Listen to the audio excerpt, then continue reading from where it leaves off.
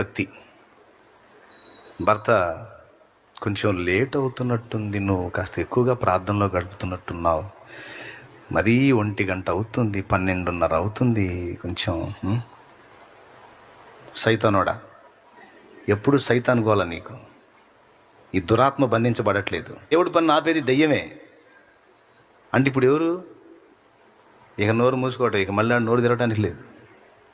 మరీ కొంతమంది ఎంత దరిద్రంగా తయారయ్యారంటే, దినమంతా కష్టపడి సాయంత్రానికి భర్త ఇంటికి వస్తే నువ్వు ఎంత ప్రార్థన చేస్తావో ఈ మధ్య గ్యాపులో ఏడు.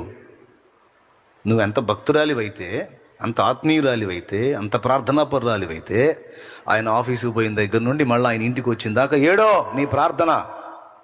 కానీ భర్త వచ్చేసరికి చక్కగా పిల్లల్ని సిద్ధపరచుకొని నువ్వు శుభ్రంగా స్నానం చేసి క్రమంగా ఉండి కాస్త ఆయన తినడానికి ఇష్టమైనవేవో సిద్ధపరిచి ఆయన వచ్చేసరికి ఇంటి వారిని నిర్లక్ష్యం చేస్తే అవిశ్వాసి కన్నా చెడ్డవారు.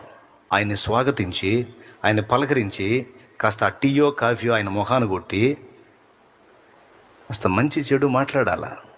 భక్తి చేస్తున్నానని అతి చేయవాకు. భర్తని బిడ్డల్ని నిర్లక్ష్యం చేయకూడదు. పురుషుడైతే భార్యని బిడ్డల్ని నిర్లక్ష్యం చేయకూడదు. నా సొంత మాటగా లేఖనం కొరింథీయులకు రాసిన 1వ పత్రిక 7వ అధ్యాయం 1వ వచనం చూడు. భర్త భార్యకును అలాగుననే భార్య భర్తకును వారి వారి ధర్మములు నడుపవలెను. సేవ మంచిదే, కానీ కుటుంబాన్ని పస్తులుంచేంత కాదు. కుటుంబానికి జరగాల్సిన న్యాయం జరిపిస్తూ సేవ చేయి. ఫెలోషిప్ మంచిదే, కానీ కాపురాలు కూల్చుకునేంత వద్దు.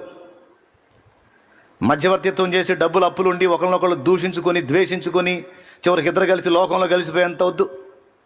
ఒక అక్క బయలుదేరేది భక్తి. భర్త కొంచెం